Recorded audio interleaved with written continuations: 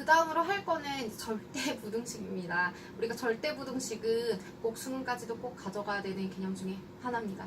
그래서 꼭 잘 아셔야 되는 거예요. 기본적으로 절대부등식은 이제 절대부등식 공식이 공식이라고 하면 좀 그런데 그거가 왜 나왔는지 이제 그런 과정도 잘 아셔야 되는 부분이고요. 그리고 실질적으로 부등식에 대한 개념이 잘 기본적으로 되어 있으셔야지 돼요. 우리가 절대부등식을 하시기 전에 우리가 잘 알고 있는 실수의 대소관계를 어떻게 하는지를 먼저 보도록 할게요. 그래서 우선 우리가 뺄셈을 이용하는 방법이 있고, 그 다음에 제곱을 이용해서 하는 방법이 있고, 그 다음에 나누기를 이용해서 하는 방법이 있어요. 우선은 첫 번째는 이거예요.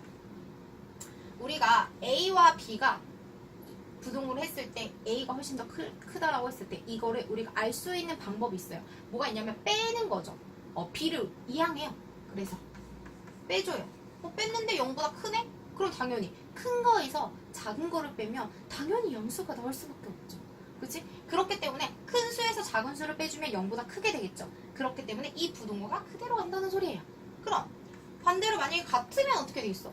A와 B와 같으면 뺐어. 그럼 똑같은 것끼리 뺐어. 5에서 5를 뺐어. 그럼 당연히 0이 되겠네. 그럼 만약에 A가 더 작으면 똑같이 빼줬어. 이항에서. 그럼 당연히 0보다 작겠죠. 예를 들어볼까요? 얘는요 조금 이해하시기 힘들 수도 있으니까 제가 예제를 조금 들어보도록 할게요. 만약에 예를 들어서 우리가 A가 3이고요 뭐 B가 5라고 할게요. 그럼 3이고 5를 넘겼어요. 5를 뺐어. 그때 마이너스 2야. 걔는 0보다 작아. 그래서 이 부등호 그냥 방향 그대로 가져간다고 생각하시면 돼요. 그래서 뺄셈을 이용해서 하시는 방법은 사실 쉬워요. 그죠? 이해하기 쉽겠죠? 그래서 우리가 기본적으로 이걸 기억하시고 하시면 됩니다. 그러면 제곱은 뭐야? 제곱은 우리가 기본적으로 A와 B가 있어요. 제곱의 차를 이용한다는 게 더 정확한 말이에요. 각각을 제곱을 해주고요. 그거를 다시 이항을 해서 빼줘요. 그랬더니 걔가 0보다 커. 이런 거죠. 그래서 얘네 주로 어떨 때 쓰이냐면 제곱근일 때 쓰여요. 우리가 루트가 들어가 있어. 그랬을 때 그럼 어떻게 비교해? 못 비교하잖아. 그랬을 때 어떻게 해야 하냐? 제곱을 이용해서 빼기를 이용해서 비교를 하시면 됩니다. 그래서 똑같이 같을 때 어떻게 되겠어요? 제곱을 해줘도 똑같은 숫자니까 빼주면 당연히 0보다 같겠죠. 그리고 나서 A가 만약에 더 작아. 만약에 작다고 했어요. 그죠? A가 만약에 작다면 걔를 제곱해서 뺐을 때 당연히 음수가 나올 수밖에 없겠네요. 그죠? 그래서 똑같이 이용해서 제곱을 이용해서 하는 겁니다. 자, 선생님이 얘에 대해서는 예제를 조금 드려드리도록 할게요. 예제를 한번 해보도록 할게요. 뭐가 있냐면 루트 3 플러스 루트 5와 루트 2 플러스 루트 6을 가지고 대소 비교를 해보래. 너무 어렵죠? 뭐를 더 해야 되는지를 잘 모를 수 있어요. 어떻게 해주냐면 각각을 먼저 제곱합니다. 제곱을 해줘요. 그리고 뺄게요. 그래서 걔가 0보다 큰지 똑같은지 작은지 그거를 이제 비교해보면 된다는 소리예요. 그러면 제곱을 했어요. 그럼 3이죠? 5죠? 그쵸? 그리고 얘는 해주게 되면 어떻게 돼요? 2루트 15가 되겠네요. 얘는요 해줬더니 2죠? 6이죠? 얘는 2루트 12가 되겠죠. 그거를 뺄 거예요. 그럼 요거 8이고요. 얘도 8이에요. 빼기니까 없어지겠죠. 그럼 결국 2루트 15에서 2루트 12를 빼는 거네? 근데 어차피 2는 약분이 해도 상관없어. 그쵸? 양수를 약분했다고 해도 부등호 방향은 변하지 않으니까 어차피 필요가 없어요. 그러면 루트 15와 루트 10인데 누가 더 큰 거예요? 사실 루트 15가 더 커요. 큰 거에서 작은 거를 뺐으니 당연히 0보다 어떻게 써? 크겠지? 그래서 이 부등호를 해주면 결국 루트 3 플러스 루트 5와 루트 2 플러스 루트 6은 결국 해주면 이 부등호가 그대로 와서 들어가서 얘가 더 크다고 해주시면 되는 겁니다.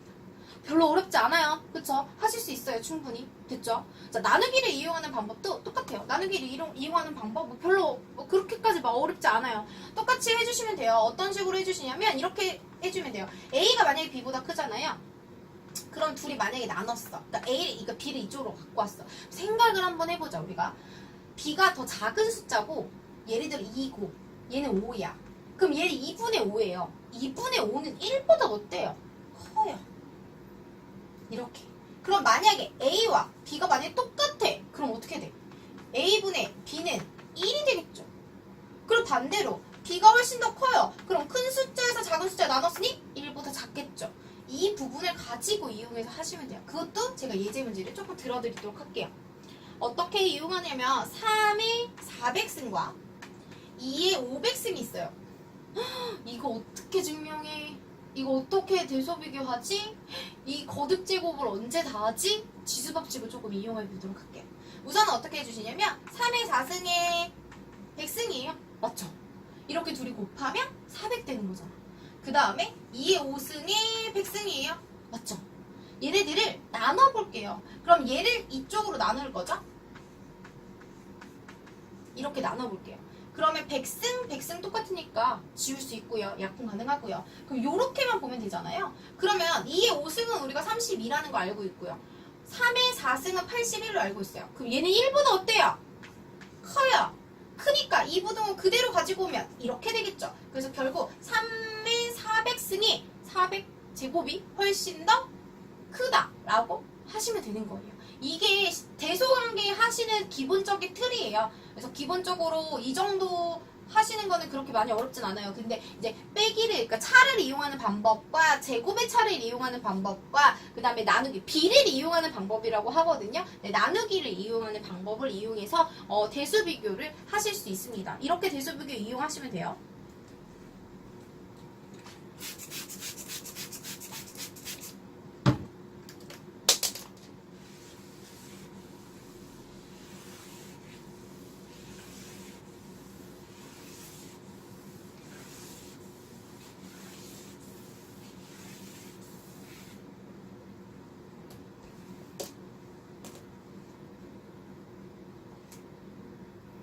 자, 그 다음에는 우리가 보통 증명에 많이 쓰이는 성질들이 있어요. 부등호의 성질들이에요. 그거에 대해서 선생님이 조금 팁을 드리기 위해서 일부러 이 부분에 대해서 설명을 했어요. 이 부분은 뭐 학교에서 설명을 들을 수도 있고요. 기본적인 개념서에는 다 있지만 좀 뿔뿔이 흩어져 있는 경우가 많아서 그걸 좀 모아서 한 번에 설명을 해드리려고 해요. 우선은 기본적으로 A가 0보다 크고 B도 0보다 클 때 우리가 둘이 더해주면 당연히 0보다 크겠죠. 그치? 그리고 둘이 곱했을 때도 당연히 0보다 클 거예요. 기본적으로 다 아시는 겁니다. 그죠? 그리고 우리가 이거는 꼭 기억하셔야 돼요. 완전 기억하셔야 돼요. 어떤 수를 제곱했어. 근데 그거는 0보다 크거나 같아요. 항상 그래요. 자, 우리가 기본적인 실수라면, 그죠? 우리가 허수를 배우지 않아. 그러니까 허수를 생각하지 않고 실수일 때만 보는 거야. 얘네 다 실수일 때가 다 조건이에요. 그래서 우리가 기본적으로 실수일 때 제곱을 하게 되잖아요? 음수가 나올 수가 없어요. 마이너스가 나올 수가 없죠? 그러면 0을 제곱하면 0이니까 0까지도 두는 거예요. 그래서 0보다 크거나 같다. 이건 꼭 기억하셔야 되는 개념이에요. 자, 그 다음에 각각을 제곱한 합도 당연히 0보다 크거나 같겠죠. 이것도 많이 쓰여요. 되게 우리가 당연하게 알고 있지만 막상 문자나 식으로 연결돼서 들어가게 되거나 문자가 들어가 있는 걸 보시면 좀 잘 모르시더라고요. 헷갈려 하시고 왜 그런지도 잘 모르고. 근데 어쨌건 뭐를 제곱하고, 그러니까 이런 식이에요. 얘를 제곱하고요. 얘도 제곱했어요. x가 뭐든 간에 솔직히 x가 허수가 아니잖아요. 실수일 때잖아요. 그러니까 우리가 허수가 아닌 실수일 때는 어쨌건 얘를 완전 제곱하고 얘를 완전 제곱하게 되면 얘는 무조건 0보다 크거나 같아 라고 들어가셔야 된다는 거. 이렇게 적용하셔야 된다는 거예요. 자, 그리고 난 다음은 그럼 얘랑 같이 유사한 게 있죠. 자, 제곱 더하기 제곱을 해줬어요. 어떤 수의 제곱에다가 어떤 수의 제곱을 더했어. 근데 0이 됐어. 아까 선생님이 그랬잖아요. 제곱을 했는 데는 0보다 무조건 크거나 같을 수밖에 없어. 그러니까 큰 거밖에 없는데 서로 더했어. 근데 0이 되는 건 없어. 그렇기 때문에 얘는 어떤 거밖에 없는 거야? A가 0이고 B가 0이고. 얘는 이거예요. 꼭 그래야 되는 거야. A가 0이고 B도 0이야. 이렇게 들어가는 거죠. 자, 그 다음에 잘 기억하셔야 되는 것 중에 하나예요. 자, 얘는 이런 거예요. A랑 B랑 했을 때 부등호가 이렇게 되어 있어. 그랬을 때 당연히 제곱했을 때에도 당연히 부등호가 변하지 않겠죠. 그리고 기본적으로 우리가 이것도 생각하셔야 돼요. 절대값을 제곱했어. 절대값 제곱한 건 A제곱이랑 똑같아요. 마이너스 2를 제곱해도 4고요. 2를 제곱해도 4예요. 그죠? 그러니까 우리가 절대값으로 하면 무조건 양수로 나오거든? 그걸 제곱했으니 제곱을 해도 무조건 양수로 나오잖아요? 그러니까 제곱했죠. 그죠? 0이면 둘 다 0으로 같겠죠. 자, 절대값끼리 곱했어요. 그러면 같이 곱한 거에 절대값 해주셔도 똑같아요. 그죠? 숫자끼리 곱하시고 부호 뗀다 이렇게 생각하시면 훨씬 더 편하게 생각할 수 있겠죠? 그 다음에 많이 헷갈리시는 것 중에 하나인데요. 절대값은 자기보다 어떨까요? 자, 예를 들어볼게요. 3의 절대값이 뭐야? 3이야. 그러니까 같아요. 그것까진 알겠어. 그치? 그 다음에 알 수 있는 게 뭐가 있을까요? 우리가 기본적으로 마이너스 3을 그럼 절대값 씌워볼까? 그럼 뭘로 나와? 3으로 나와. 그럼 나 마이너스 3인데 마이너스 3보다 3이 어떤 거야 더? 큰 거죠. 그래서 절대값을 씌워주면 원래 자기 자신보다는 항상 크거나 같게 나오는구나 이렇게 생각하시면 됩니다. 되셨죠? 그래서 기본적으로 많이 쓰이는 개념 중 많이 나오는 거고 기본적으로 알고 있어야 되는 부분이고 하니까 꼭 기억을 해두도록 할게요.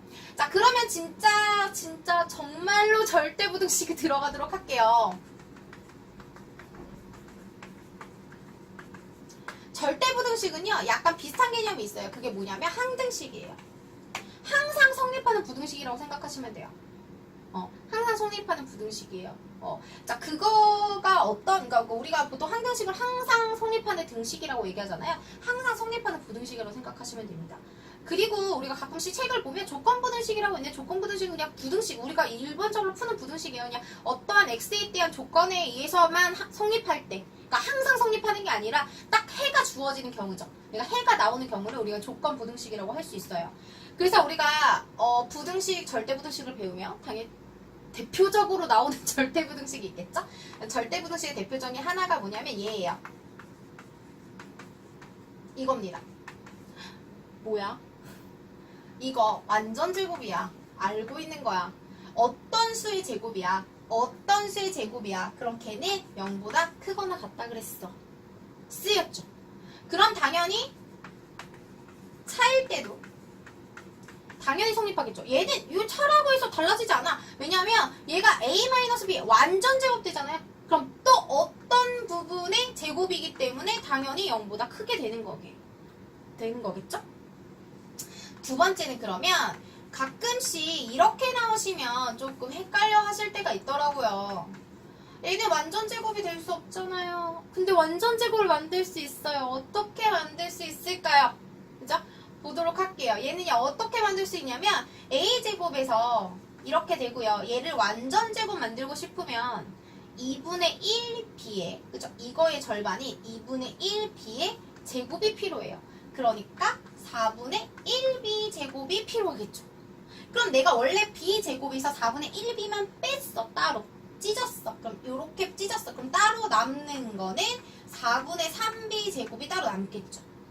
그러면 얘를 가지고는 완전 제곱 만들 수 있거든요. 왜냐면 내가 완전 제곱 만들고 싶어서 일부러 이렇게 만들었잖아. 이거 따로 뺐잖아. 그럼 a 플러스 2분의 1b로 따로 뺄 수 있고 얘는 4분의 3b 제곱이에요. 이거 어디서 봤어요? 여기서 봤어요. 이거 제곱 더하기 이거 제곱이면 그거는 0보다 크거나 같겠죠? 이렇게 보시면 되죠. 그래서 얘는 똑같이 빼기도 똑같이 적용이 돼요. 되셨어요? 자리가 조금 부족해서 우리가 기본적으로 이제 할 수 있는 게 한 가지가 더 있는데요. 뭐가 있냐면 이것도 나와요.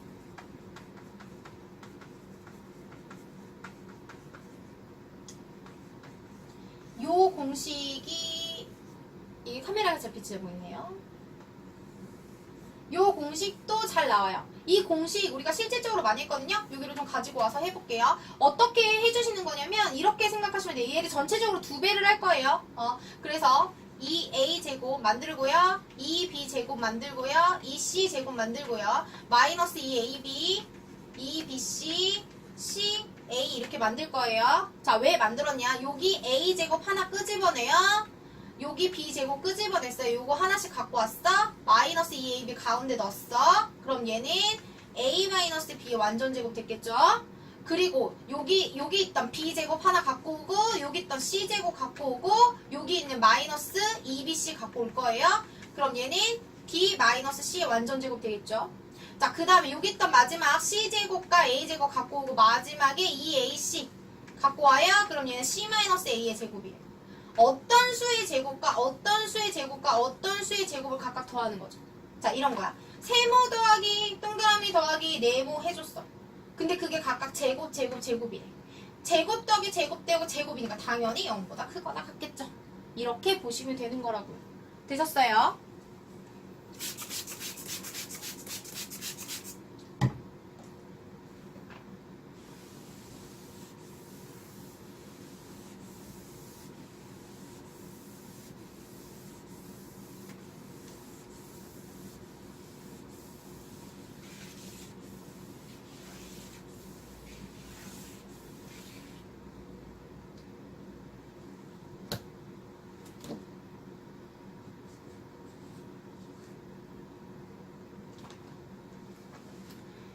이게 선생님이 한 번에 풀로 계속 동영상을 찍다 보니까 숨도 차고 조금 힘들어서 약간 헉헉 될 수도 있고 약간 들리기에 좀 목소리가 막 좀 거북해, 왜 이렇게 숨차지?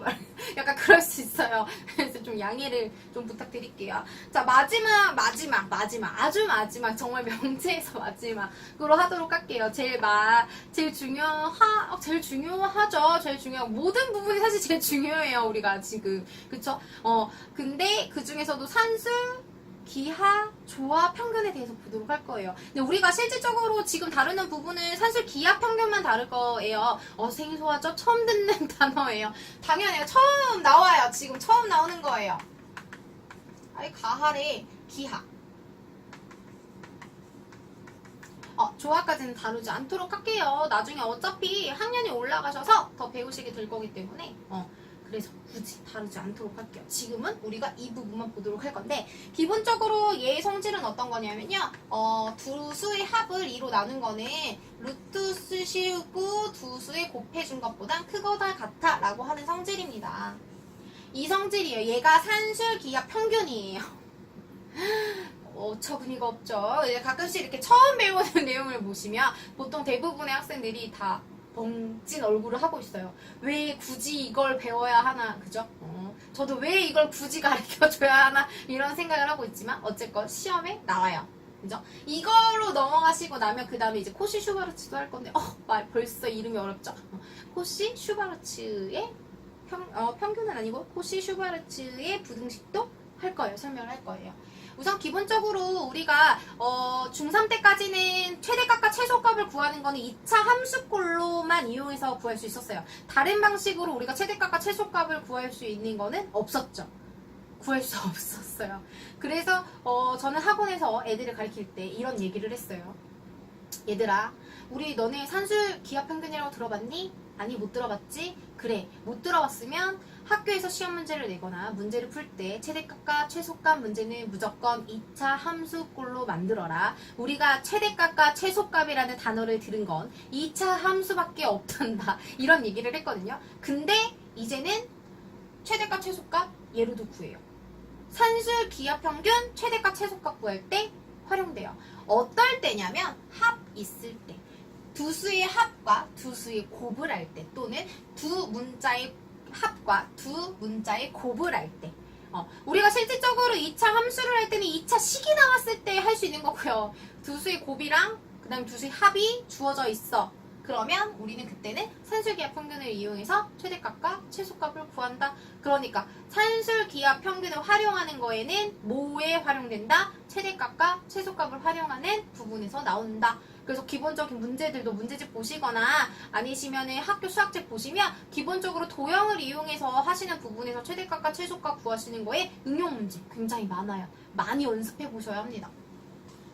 우선은 선생님이 이번 시간에는 이게 왜 그런지를 조금 설명해 드릴게요. 그러니까 보통은 학교에서는 그냥 이 공식이야, 산술기하 평균은 이런 거야 라고 하고 거의 끝내요. 근데 그런 부분이 조금 싫어서 왜 그런지, 이게 왜 이렇게 부등호가 이게 왜 성립되는지 솔직히 우리가 알고 넘어가야지 되잖아요? 그죠? 그래서 알고 넘어가라는 의미로 제가 설명을 해드리도록 할게요. 그럼 우선 기본적으로 보시면 2를 곱할까요?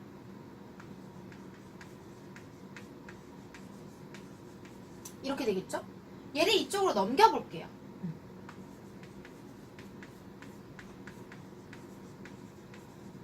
자, 이렇게 되겠죠? 자, 근데 여기서 선생님이 일부러 가로를 친다는 이유가 있어요. 왜냐면 루트가 있잖아요. 그치요?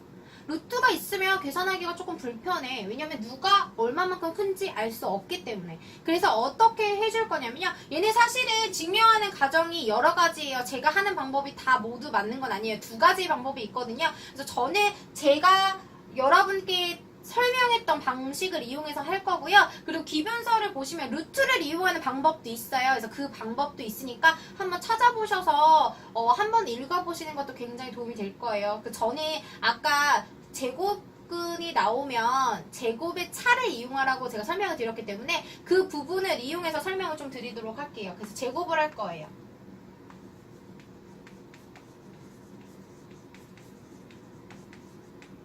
그럼 얘는 4AB가 되겠죠? 맞아요? 그러면 계산을 해주시면 A제곱 마이너스 2AB 그죠? 플러스 B제곱이 될 거예요. 근데 얘는 뭐가 되죠? A-B의 완전 제곱인데 얘는 0보다 크거나 같잖아요. 맞죠? 그래서 이 부등호 그대로 갖고 와서 이렇게 된 거예요. 됐죠? 그래서 우리가 보통 기본적으로 이렇게인데요. 많이 쓰일 때는 그냥 합쓰시고 이 루트 앞에다 2를 붙이세요. 보통은 원래 공식은 2분의 1이에요. 그렇지만 이렇게 쓰일 거예요. 아마 제가 문제풀이를 뭐 올리게 되거나 만약에 그렇게 되면 이런 식으로 문제풀이를 이 공식을 바로 써서 공식을 할 거예요. 아마 문제풀이를 할 거예요. 그래서 2분의 1로 두시는 것도 좋지만 이렇게 두시고 해주시는 게 훨씬 더 빠르고 더 이렇게 빨리빨리 진행이 되겠죠. 자, 그 다음에 이제 나오시는 게 코시 슈바르츠. 코시 슈바르츠는요, 증명을 따로 하지는 않을게요. 근데 이제 어떻게 가정이 되냐면, 그러니까 제가 공식을 외울 때 어떻게 외웠냐면요, 앞에 거를 제곱하고, 그러니까 이게 각각 제곱했어. 얘도 제곱하고, 얘도 제곱했어. 우선은 좌변은 제곱 더하기 제곱, 제곱 더하기 제곱을 둘이 곱했어. 그렇게 하고 나면 어떻게 주면 얘랑 앞에 것끼리 둘이 곱하시고 뒤에 것끼리 곱하신 다음에 더해서 그거를 제곱해. 그거는 크거나 같아. 이렇게 외웠거든요. 저는 이렇게 외웠거든요. 각각 제곱합. 그래서 앞에 거랑 앞에 거랑 곱한 거, 뒤에 거랑 뒤에 거 곱한 거 합한 거에 완전 제곱. 이렇게 외웠어요. 그래서 코시 슈바르츠는 요거를 이용해서 보통 문제에서 주는 거에 대해서 대입해서 조금 풀으시면 될 거예요. 되셨죠? 그래서 여기까지 개념 설명은 이게 끝이고요. 그러니까 당연히 산술계합 평균하고 코시 슈바르츠는 문제를 대입해서 응용하는 부분이 굉장히 어려워요. 그래서 많이 공식을 보시고 많이 문제 적용시켜서 이 문제는 이렇게. 그리고 실질적으로 산술계합 평균은 정말 두 수의 합과 곱만 딱 주어져서 나오는 게 아니라 조금씩 변형해서 풀어야 되는 변형 문제들이 굉장히 많기 때문에 그 부분 꼭 문제집 푸시면서 또는 교과서 연습하시면서 꼭 복습하셔야지 됩니다. 그래서 문제 풀으시다가 혹시나 모르시면 남기시면은 그거에서 뽑아서 조금 더 문제풀이를 조금 해드리도록 할게요.